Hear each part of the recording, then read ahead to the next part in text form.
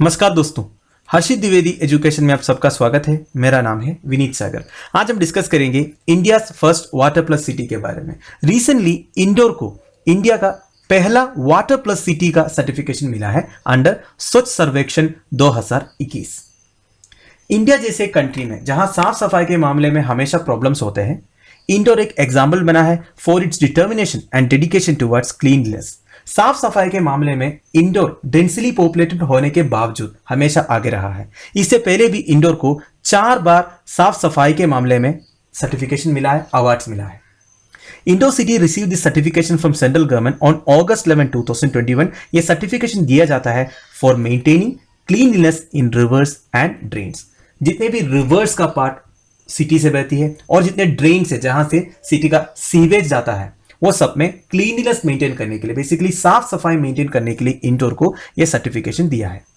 तो इस particular news में हम डिस्कस करेंगे इंदौर सिटी के बारे में, स्वच्छ सर्वेक्षण सर्वे क्या होता है, how the certification is provided, ये सर्टिफिकेशन कैसे दिया जाता है, इसकी क्राइटेरियाज क्या क्या है, and how Indore achieve this certification, Indore ने कैसा इस सर्टिफिकेशन को पाया है, and Indore rank clean city for 4 years। इन सब टॉपिक्स के ऊपर हम डिस्कस करेंगे। तो आगे जाने से पहले लेक्चर पर लाइक का बटन जरूर दबाइएगा। चैनल को अब तक सब्सक्राइब नहीं किया हो तो सब्सक्राइब भी कीजिएगा। हमें सपोर्ट करने के लिए आप चैनल के मेंबर बन सकते हो ज्वाइन बटन के थ्रू।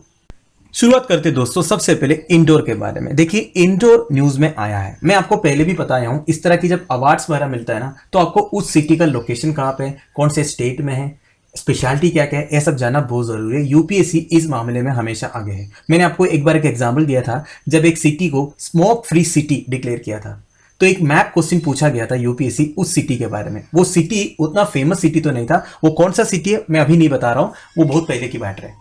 अब देखिए, Indore is the most populous and largest city in the Indian state of Madhya Pradesh. देखिए, Indore most populous and largest city है मध्य प्रदेश का। It is also the former capital of Madhya Pradesh. Bhopal से पहले मध्य प्रदेश का कैपिटल था Indore. It says of the headquarters of both Indore district and Indore division, right. It is also considered as an education hub of the state. Education के लिए भी आगे है, education hub बोला जाता है इंदौर को।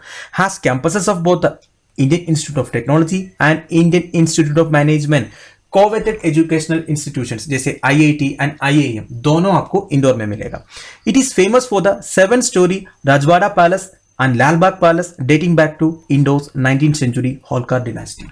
होलकर डिनास्टी से Rajwada palace and Lalbagh palace, ये दोनों आपको याद रखना है, ये दोनों इंदौर में है। ये 7-story बिल्डिंग है basically. The city is distributed over a land area of just 530 square kilometers, making Indore the most densely populated major city in the central province। अगर आप सेंट्रल प्रोविंस देखा जाएगा तो मोस्ट पॉपुलेटेड सिटी है इंदौर जो है। Indore has been selected as one of the 100 Indian cities to be developed as a smart city under the Smart Cities Mission। अब ये स्मार्ट सिटीज मिशन के बारे में हमने काफी बार डिस्कस किया है। उसमें जो स्मार्ट सिटी बनाने के लिए 100 इंडियन सिटीज को सेलेक्ट किया था, उसमें से एक है इंदौर। अब दोस्तों स्वच्छ सर्वेक्षण के बारे में। It is an annual survey of cleanliness, sanitation and hygiene in cities and towns across India. स्वच्छ भारत मिशन के अंदर एक एनुअल सर्वे होता है स्वच्छ सर्वेक्षण।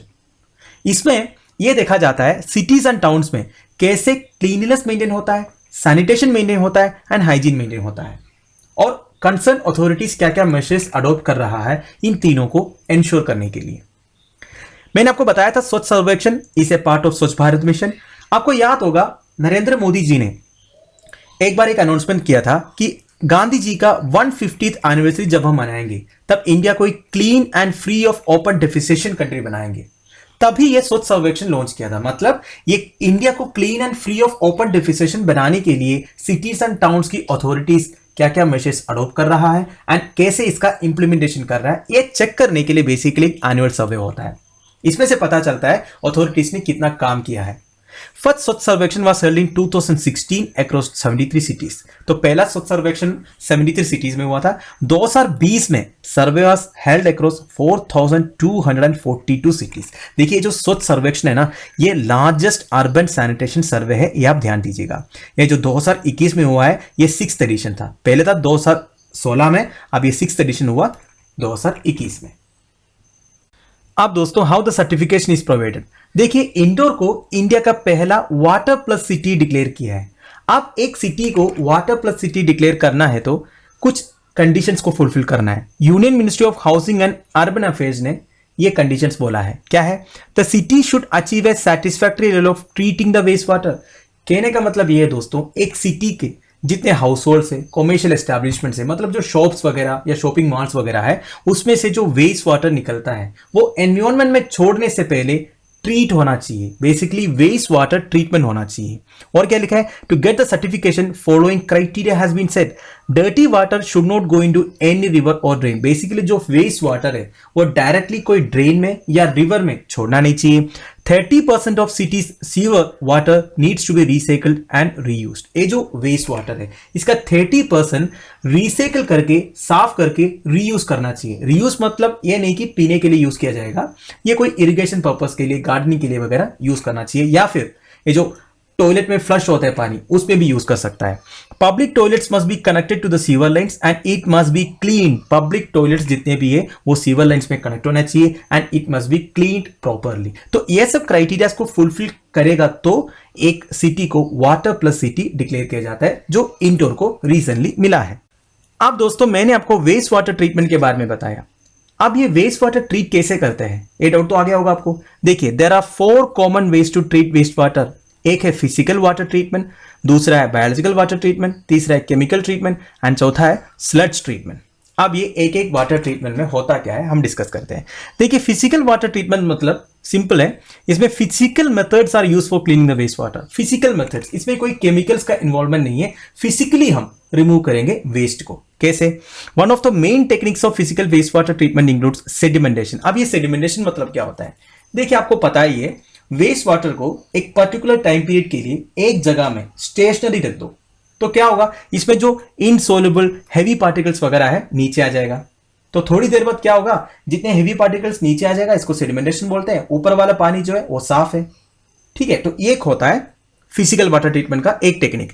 दूसरा है एरेशन। एरेशन मतलब क्या है? देखिए, वेस्ट वाटर में ऑक्सीजन का लेवल कम हो जाता है, तो process consist of circulating air to the water to provide oxygen to it. उस पानी में ऑक्सीजन सप्लाई करते हैं, इसको एरेशन बोलते हैं। एंड तीसरा है filtration. The third method is use for filtering out of all contaminants. आप कोई भी एक फिल्टर यूज कर लो, फिल्टर यूज करके हैवी पार्टिकल्स को अलग कर लो। लेकिन एक फिल्टर का जितना वो इनका साइज होगा उसके हिसाब से जितना हैवी पार्टिकल्स है वो अलग हो जाएगा, है कि नहीं? सिंपल प्रोसेस है। And you can use special kind of filters to pass the waste water and separate the contaminants and insoluble particles percent to it. Sand filter is most commonly use filter. सबसे ज्यादा use होता है sand filter, जिसमें sand होता है, sand के अंदर से पानी को फ्लो किया जाता है, तो जितने भी हैवी पार्टिकल्स है वो सैंड का मतलब मिट्टी का इस तरफ हो जाता है। The grease found on the surface of some wastewater can also be removed easily through this method. जो ग्रीस होता है वेस्ट वाटर में, आपको पता है वेस्ट वाटर में कई सारे कंपोनेंट्स होते हैं, जिसमें जो ग्रीस रहता है ना, जो ऊपर ऊपर रहता है, ये सैंड फिल्टर यूज करने से ये ग्रीस भी अलग हो जाएगा। तो बेसिकली मैंने जितना बोला वो सब फिजिकल वाटर ट्रीटमेंट है, फिजिकल मेथड्स यूज करते हैं पानी को साफ करने के लिए। अगला है biological water treatment. This uses biological processes to break down the organic matter. देखिए, वेस्ट वाटर में ऑर्गेनिक मैटर्स होता है such as soap, human waste, oils, food etcetera. इन ऑर्गेनिक मैटर्स को ब्रेक डाउन करने के लिए बायोलॉजिकल ट्रीटमेंट करते हैं। अब ये बायोलॉजिकल ट्रीटमेंट कौन करेगा? माइक्रो ऑर्गेनिजम्स करेगा। ये ऑर्गेनिक मैटर को डिकम्पोज करके स्मॉलर पार्टिकल्स में कन्वर्ट करेगा। ठीक है, इन बायोलॉजिकल ट्रीटमेंट को आप 3 विभागों में डिवाइड कर सकते हो। एक है एरोबिक प्रोसेस, दूसरा है एनाएरोबिक प्रोसेस, तीसरा है कंपोस्टिंग। अब ये एरोबिक प्रोसेस मतलब जिसमें ऑक्सीजन यूज होता है। Bacteria decomposes organic matter and converts it into carbon dioxide. जितने भी ऑर्गेनिक मैटर्स है इसको बैक्टीरिया जो है डिकम्पोज करके कार्बन डाइऑक्साइड में कन्वर्ट करते हैं और इन कार्बन डाइऑक्साइड को प्लांट्स यूज कर सकते हैं। दूसरा है एनाएरोबिक प्रोसेस, इसमें फर्मेंटेशन यूज होता है। अब ये फर्मेंटेशन क्या होता है दोस्तों? देखिए, फर्मेंटेशन भी वही है, ऑर्गेनिक मैटर्स को ब्रेक डाउन करते हैं, इसमें ऑक्सीजन यूज नहीं होता है, इसलिए एनाएरोबिक प्रोसेस बोलते हैं। देखिए, फर्मेंटेशन आपने सुना होगा, बियर, वाइन वगैरह बनाने के लिए फर्मेंटेशन यूज करते हैं। फर्मेंटेशन में क्या होता है? नॉर्मली यीस्ट ऐड करते हैं। ठीक है, यीस्ट ऐड करके ऑर्गेनिक मैटर्स को ब्रेक डाउन करते हैं। अब ज्यादा घुसने की जरूरत नहीं है, बस आप यही जान लीजिए एनाएरोबिक प्रोसेस में फर्मेंटेशन यूज होता है एंड एनाएरोबिक प्रोसेस मतलब जिसमें ऑक्सीजन यूज नहीं होता है। तीसरा है composting, a type of aerobic process where waste water is treated by mixing with it with sawdust and other carbon sources. देखिए, कंपोस्टिंग आपने सुना होगा, वो क्या होता है? एक बायोलॉजिकल प्रोसेस है जिसमें ऑर्गेनिक मटेरियल्स को ब्रेक डाउन करता है कुछ ऐसे बायोलॉजिकल फर्टिलाइजर्स में जो आप प्लांट्स के लिए, क्रॉप्स के लिए वगैरह यूज कर सकते हो। ये कैसे करते हैं? देखिए, वेस्ट वाटर को पहले मिक्स करेगा सोडस्ट के साथ। अब ये सोडस्ट क्या होता है? हिंदी में शायद इसको बुरादा बोलते हैं। देखिए जब लकड़ी काटते हो तब एक डस्ट निकलता है ना, वही ये 100 डस्ट को वेस्ट वाटर के साथ मिक्स करेगा। तो इधर भी एक एरोबिक प्रोसेस होगा, जितने भी माइक्रो ऑर्गेनिजम्स हैं इसको कन्वर्ट करेगा, बेसिकली डिकम्पोज करेगा। और ये डिकम्पोज करते हुए जो आपको मिलेगा ना, जो स्लरी टाइप का, वो आप ऐसे फर्टिलाइजर भी यूज कर सकते हो, प्लांट्स में, क्रॉप्स में यूज कर सकते हो। ठीक है, अगला है chemical water treatment. This involves the use of chemicals in water. देखिए कोई भी केमिकल ऐड करके वेस्ट वाटर को ट्रीट करते हैं ना, या साफ करते हैं, इसी को केमिकल वाटर ट्रीटमेंट बोलते हैं। ये तो आपने अक्सर सुना होगा, देखा भी होगा, गंदा पानी में क्लोरीन, ओजोन जैसा केमिकल्स ऐड करते हैं। किस लिए? जो हार्मफुल बैक्टीरिया से, पैथोजन से, ये सबको मारने के लिए। इसको केमिकल वाटर ट्रीटमेंट बोलते हैं। और एक है न्यूट्रलाइजेशन, ये भी एक केमिकल वाटर ट्रीटमेंट है। Basically it is a technique where an acid और base is added to bring the water to its natural pH of 7। आपने केमिस्ट्री में पढ़ा होगा पीएच वैल्यू के बारे में।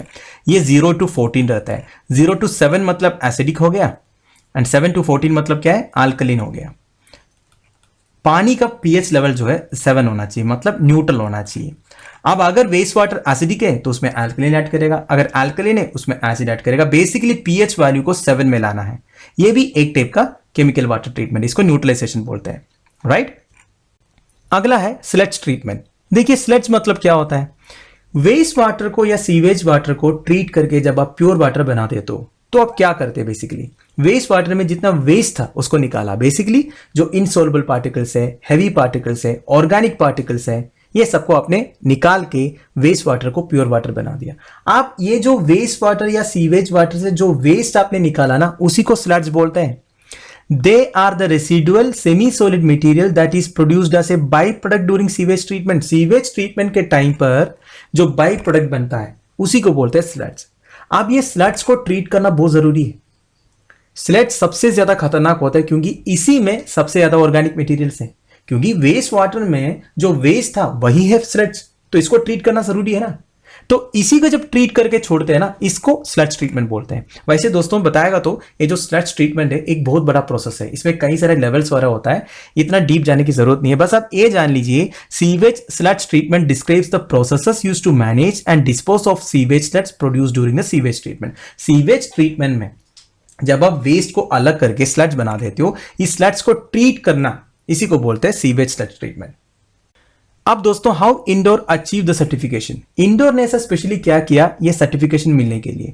Indoor district collector Manish Singh साहब का कहना यह है कि as per the guidelines of water plus protocol of Swachh Survekshan, इन्होंने 5624 domestic sewer outfalls and 1746 public sewer outfalls in 25 small and big nallahs were tapped by the Indore municipal corporation. मतलब क्या है दोस्तों? देखिए इन्होंने सीवर आउटफॉल्स लगाया, बेसिकली पाइप्स लगाया, जहां से भी ये सीवेज डायरेक्टली ड्रेन में गिरता है ना, उसको गिरने नहीं दिया। ये सारे ड्रेन्स को कनेक्ट किया। मतलब मान लीजिए ये घर है, ये घर है, ये घर है, ये कोई शॉप है, इस तरह घर है, तो ये ड्रेनेज है। तो नॉर्मली क्या होता है, इन सब घर से, शॉप से जो वेस्ट वाटर है इस तरह ड्रेन में गिरते हैं, तो इन्होंने ये होने नहीं दिया। ये सारे को कनेक्ट किया इस तरह एक पाइप के थ्रू, एंड ये पाइप जो है सीधा जाएगा कहां? एक वेस्ट वाटर ट्रीटमेंट में। समझ गए? मतलब जितने भी वेस्ट वाटर है ये ड्रेन में गिरने नहीं दिया, सीधा सीधा ये वेस्ट वाटर ट्रीटमेंट एरिया में लेके गया, फिर उसको ट्रीट किया गया, right. That helped in freeing Saraswati and Kanh rivers from the sewer lines in the city. तो ये सरस्वती एंड कन्ह रिवर्स को पोल्यूट होने से बचाया, राइट दोस्तों। आप देखिए इंडोर सिविक कमिश्नर प्रतिभा पाल जी ने क्या बोला? Approximately 110 million liters per day treated water from 7 sewerage treatment plants set up in the city being used। देखिए 110 million liters per day treated water use करते हैं 7 sewerage treatment plants में से, right? And 147 special types of urinals have also been set up in the city। तो इतना सब कुछ किया, इसके बाद इनको मिला ये वाटर प्लस सिटी वाला क्रेडिट जो है। And cleaning of ponds, wells and all water bodies in the city also conducted। Right तो इंडोर को ऐसे नहीं मिला दोस्तों, कई सारे इनोवेटिव टेक्निक्स यूज किया साफ सफाई मेंटेन करने के लिए।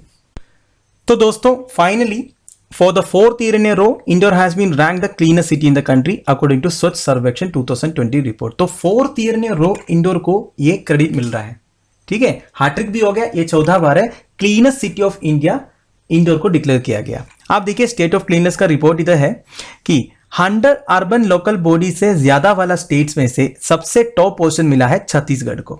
सेकंड है महाराष्ट्र, फिर मध्य प्रदेश। ये आप देख सकते हो, पॉज करके पढ़ लीजिएगा। वैसे इसका जो पीडीएफ है मैं टेलीग्राम में अपलोड कर दूंगा। तो दोस्तों ये वीडियो मैं इधर फिनिश कर रहा हूं। आई होप आपको कुछ ना कुछ समझ में आ गया होगा।